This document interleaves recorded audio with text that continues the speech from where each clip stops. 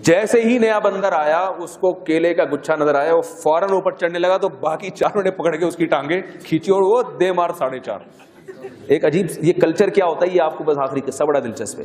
سائنسدانوں نے نا 5 بندروں پہ تحقیق کی. 5 بندروں, سائنسدان بھی بڑی فلم ہوتے ہیں, کچھ نہ کچھ کرتے رہتے ہیں. 5 بندروں پہ سائنسدانوں نے تحقیق کی. وہ تحقیق کیا تھی کہ 5 بندروں کو ایک کمرے میں بند کیا, اوپر کیلے کا گچھا لٹکا دیا اور سیڑھیاں لگا دی.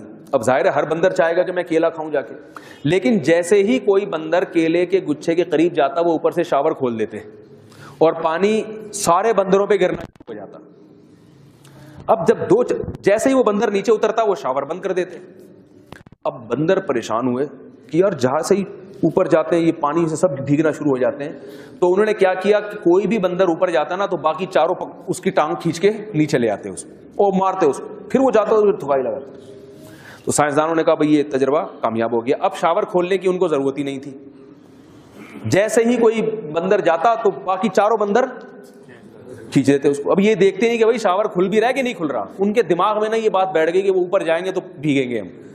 اب سائنسدانوں نے کیا کیا, ان میں سے ایک بندر کو کمرے سے باہر نکالا اور نیا بندر لے کر آئے جس نے ابھی تک شاور دیکھا نہیں تھا. جیسے ہی نیا بندر آیا اس کو کیلے کا گچھا نظر آیا, وہ فوراً اوپر چڑھنے لگا تو باقی چاروں نے پکڑ کے اس کی ٹانگیں کھینچی اور وہ دے مار 4.5. وہ پٹا صحیح طریقے سے, پھر جا رہا ہے تو اور پٹا. وہ ڈر گیا بھائی رہنے دو. اب کیا ہوا, اسی طرح ایک ایک بندر کو نکالتے رہے اور نیا بندر لاتے رہے. 4 بندر نئے آ گئے اور ایک کیا ہو گیا, پرانا رہ گیا.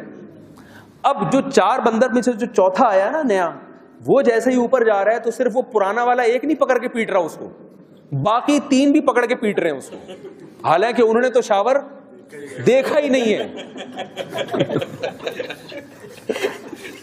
اب انہوں نے کیا کیا کہ جو آخری بندر رہ گیا تھا نا جس نے شاور دیکھا تھا اس کو بھی نکال دیا اور پانچواں ایک بندر لا کے رکھ دیا. 5 نئے ہیں لیکن ان میں کوئی بھی کسی کو اوپر جانے نہیں دے رہا.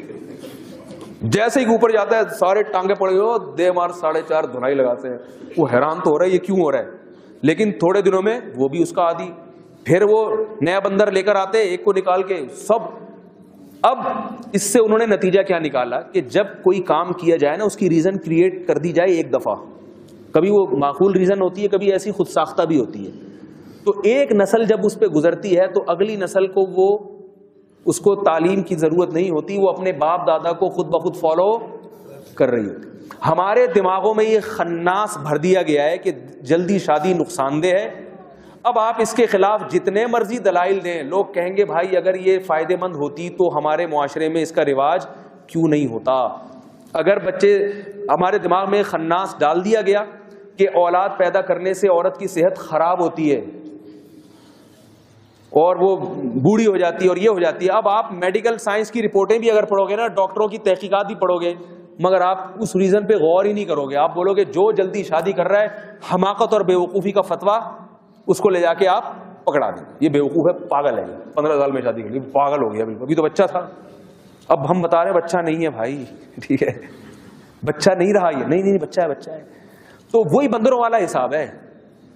اب نئی نسل کو ہمیں کچھ سمجھانے کی ضرورت نہیں ہے, وہ ہمیں دیکھ کے خود بخود وہی کام کر رہی ہے کہ جو شادی کرنے کی کوشش کرے گا ٹانگیں پکڑ کے سارے اس کی کھینچیں گے.